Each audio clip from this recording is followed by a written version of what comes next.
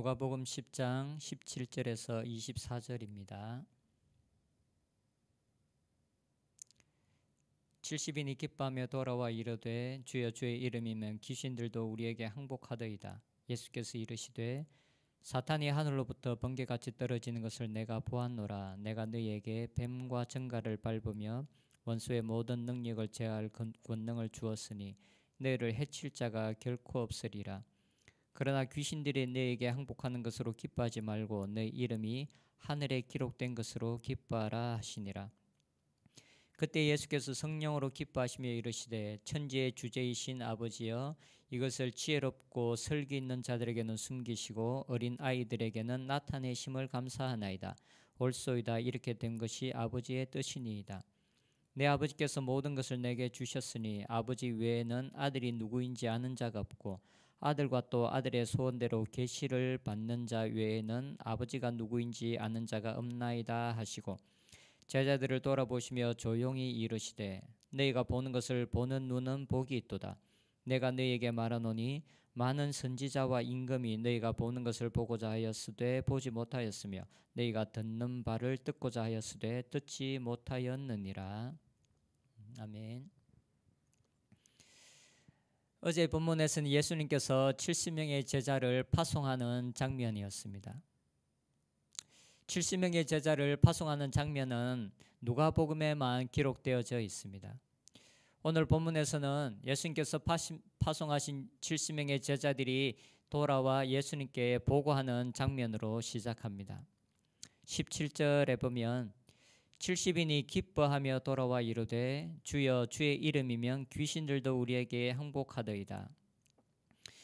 12제자를 파송할 때와 마찬가지로 70명의 제자들을 파송할 때도 예수님은 병자들을 고치고 귀신들을 내어쫓는 권세를 주셨습니다.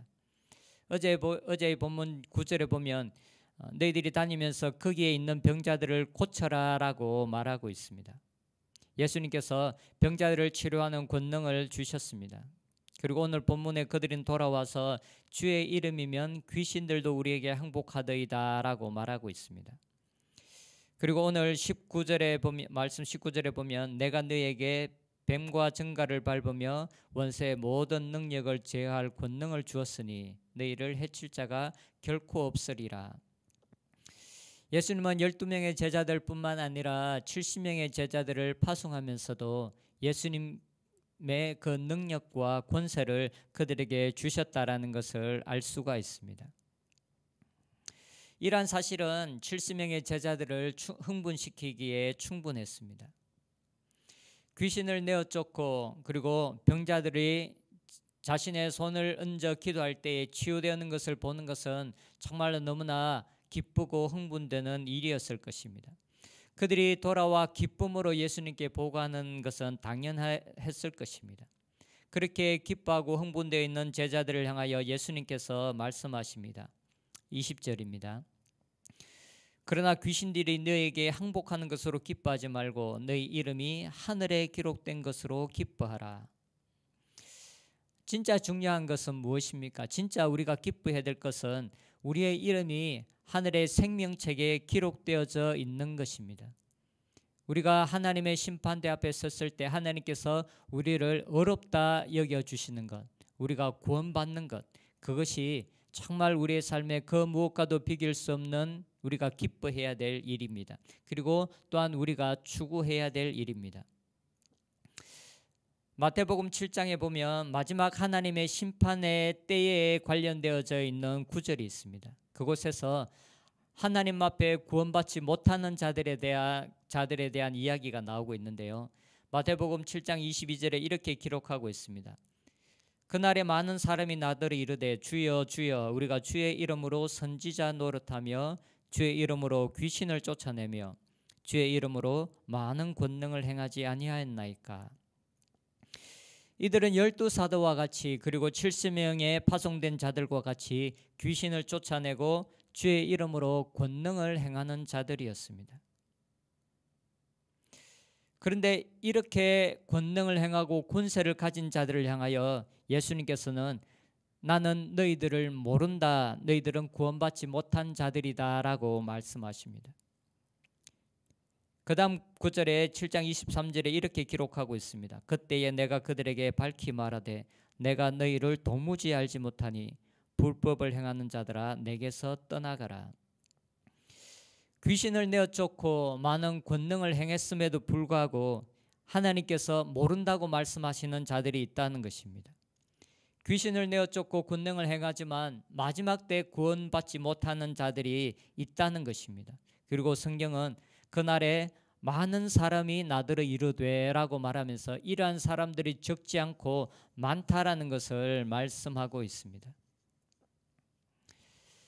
그래서 우리의 개인의 삶에 있어서 가장 중요한 것은 마지막 심판의 때에 하나님께서 우리를 인정하시는 것, 곧 우리를 의롭다 하시고 구원받는 것입니다. 우리는 하나님 이 땅에서 하나님께서 우리를 부르신 사명을 감당하는 것도 중요합니다. 그러나 더 중요한 것은 하나님께서 우리를 부르신 이 구원의 길에서 벗어나지 않는 것입니다. 귀신을 내어 쫓고 병을 고치더라도 마지막 심판날에 하나님께서 그 일이 우리를 구원한다라는 보장이 없습니다. 그래서 예수님은 제자들에게 너희들이 권능을 행하고 권세가 있는 것으로 인하여 기뻐하지 말고 너희의 이름이 생명책에 기록되어져 있는 것으로 인하여 기뻐하라라고 말하고 있습니다. 우리가 구원받는다라는 것은 이 세상의 그 어떤 것과도 비길 수 없는 소중하고 보배로운 것입니다.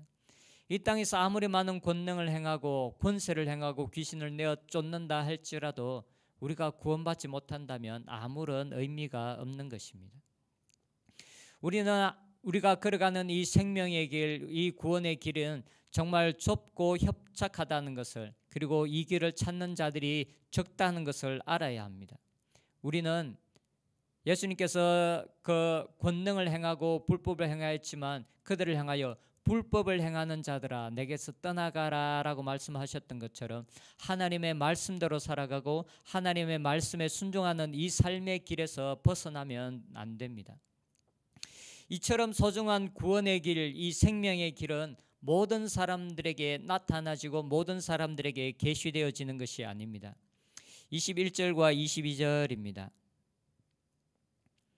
그때 예수께서 성령으로 기뻐하시며 이르시되 천지의 주제이신 아버지여 이것을 지혜롭고 설기 있는 자들에게는 숨기시고 어린 아이들에게는 나타내심을 감사하나이다. 옳소이다. 이렇게 된 것이 아버지의 뜻이니이다. 내 아버지께서 모든 것을 내게 주셨으니 아버지 외에는 아들이 누구인지 아는 자가 없고 아들과 또 아들의 소원대로 계시를 받는 자 외에는 아버지가 누구인지 아는 자가 없나이다. 여기서 계시되어지는 것은 예수님께서 이제까지 행하고 계시고 그리고 제자들을 통해서 선포되어지고 있는 하나님의 나라입니다. 이 하나님의 나라는 모든 사람들에게 계시되어지는 것이 아닙니다. 그리고 이것은 마태복음에서는 하나님 나라의 비밀이라고 말하고 있습니다. 그래서 그것은 눈으로 본다고 해서 볼 수 있는 것이 아니고 귀로 듣는다고 해서 그것을 깨달을 수 있는 것이 아닙니다. 볼 수 있는 눈을 가진 자들만이 볼 수 있고 들을 귀를 가진 자들만이 들을 수 있는 비밀입니다. 그런데 누가 이것을 볼 수 있고 누가 이것을 들을 수 있다라고 말하고 있습니까? 바로 어린 아이들과 같은 자들이라고 말합니다. 어린 아이들과 같지 않은 자들은 보아도 볼 수 없고 들어도 들을 수 없다라는 것입니다. 이것은 스스로 지혜롭다고 생각하고 스스로 총명하다고 생각하는 자들에게는 숨겨지는 것입니다. 영적인 일은 모두 이와 같습니다. 영적인 일은 사람의 지혜, 사람의 명철로 깨달을 수 있는 것이 아닙니다. 아무리 성경을 많이 읽고 아무리 많이 기도를 한다고 해서 아무리 성경을 많이 공부한다고 해서 영적인 진리가 교만한 자들에게 스스로 지혜롭다고 생각하는 자들에게 열려질 수는 없는 것입니다. 사람을 변화시키는 생명의 말씀은 우리의 머리에 새겨지는 것이 아니라 우리의 마음에 새겨지는 것입니다. 우리의 마음에 새겨진 말씀만이 우리를 변화시킬 수 있습니다. 그런데 교만한 자들의 마음에는 말씀이 새겨질 수가 없습니다. 마음의 말씀을 새길 수 있는 분은 오직 하나님 한 분밖에 없습니다. 마음에 새겨지는 것은 사람의 노력, 사람의 지혜로 되어지는 것이 아닙니다. 하나님께서 말씀을 우리 마음속에 새겨 주실 때에만이 우리의 삶은 변화되어질 수가 있습니다. 교회에서 제일 어리석은 사람들은 그들 스스로 지혜롭다고 생각하는 자들입니다. 반면에 교회 안에서 제일 지혜로운 자들은 스스로 아무것도 할 수 없다라는 것을 알아서 하나님 앞에 겸손하고 하나님을 의지하는 자들입니다. 세상과 교회는 완전히 다른 것입니다. 세상의 똑똑함은 교회 안에 아무런 가치가 없습니다. 오직 하나님을 의지하는 겸손함만이 가치 있는 것입니다. 성경이 말하는 어린아이의 특징은 바로 겸손입니다. 성경에서 말하는 겸손이란 스스로 아무것도 할 수 없다라는 것을 알아서 하나님 앞에 나아가 그분을 의뢰하는 것, 이것이 바로 겸손입니다. 어린아이는 마음대로 어떤 일들을 합니다. 하지만 모든 일에 부모님을 의지하는 태도를 가지고 있습니다. 어떤 문제가 닥칠 때마다 그것을 스스로 해결할 수 없다라는 것을 알기 때문에 부모님께 달려옵니다. 그의 마음의 중심에는 항상 부모님을 의지하는 마음의 태도를 가지고 있습니다. 영적인 일은 모두 이와 같습니다. 우리 스스로 아무것도 할 수 없다라는 것을 깨닫는 것, 그래서 하나님을 의지함, 이것이 우리의 삶에 가장 중요한 것입니다. 심지어 죄가 없으신 예수님조차, 이 땅에서 가장 지혜로우신 예수님조차 이 땅에서 살아갈 때는 어린아이와 같은 삶을 사셨습니다. 아무것도 스스로 하지 아니하는 삶을 사셨습니다.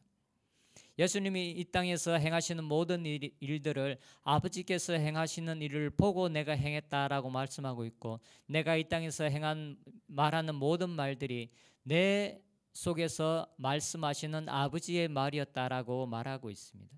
예수님은 이 땅에서 스스로 아무것도 행하지 아니하였고 스스로 아무 말도 하지 아니하였다라고 말하고 있습니다. 예수님은 모든 일에 아버지 하나님과 성령님을 의지하는 삶을 사셨습니다. 이 세상에서 가장 지혜로우신 예수님께서 이 세상에서는 가장 의존하는 삶을 사셨습니다. 이 세상에서 가장 지혜와 능력을 가지고 계신 분께서 이 땅에서는 어린아이와 같은 삶을 사셨습니다. 진짜 필요한 지혜는 하나님을 의지하는 것, 그리고 스스로는 아무것도 할 수 없다라는 것을 깨닫는 것입니다. 이것이 바로 참된 지혜입니다. 우리는 모든 일에 하나님을 의지하는 마음의 태도를 가져야 될 것입니다. 우리가 기도를 할 때나 성경을 읽을 때나, 그리고 우리의 삶의 모든 순간 모든 일을 할 때 하나님을 의지하는 마음의 태도를 가지는 것이 너무나 중요합니다. 스스로 지혜롭다고 생각하고 스스로 어떤 일을 할 수 있다라고 생각하는 마음이 있다면 우리의 마음을 하나님 앞에 그 교만함을 회개하고 하나님께 돌이키기를 원합니다. 그러한 마음으로는 하나님의 일을 아무것도 할 수가 없습니다. 하나님을 의지하는 것, 하나님을 의존하는 것, 그러한 자들 위해 하나님께서 하나님의 은혜를 부으십니다. 우리가 하나님을 온전하게 의지함으로, 온전하게 하나님께 의존되어짐으로 하나님께서 우리와 함께하는 삶을 살아가기를 원합니다. 그리고 그 하나님 나라의 비밀이 우리 가운데 더 깊이 있게 풀어져서 우리가 우리의 삶에 하나님을 더 알아가고 그리고 예수님을 더 알아가는 삶의 은혜가 우리의 삶 가운데 있었으면 좋겠습니다. 기도하겠습니다. 귀신들이 너희들에게 항복하는 것으로 인하여 기뻐하지 말고 너희들의 이름이 하나님 나라에 기록된 것으로 기뻐하라고 하신 주님, 우리가 이 땅에서 이 구원의 길을 하나님 충성되게 걸어가는 자들이 되게 하여 주시옵소서. 이 길은 좁고 협착한 길이라서 찾는 이들이 작다고 하셨는데 하나님, 우리가 바로 이 길을 걸어갈 수 있도록 인도하여 주시옵소서. 그리하여 마지막 하나님의 심판대 앞에 섰을 때 하나님께서 우리를 인정하셔서 우리가 하나님의 기쁨이 되는 자들이 되게 하여 주시옵소서. 우리가 이 땅에 모든 교만함과 하나님을 의지하지 않는 태도를 주님 앞에 내려놓게 하여 주시옵소서. 우리의 삶의 모든 순간에 하나님을 의지하는 겸손한 마음을 가진 자들이 될 수 있도록 은혜 내려 주시옵소서. 예수님의 이름으로 기도드립니다. 아멘.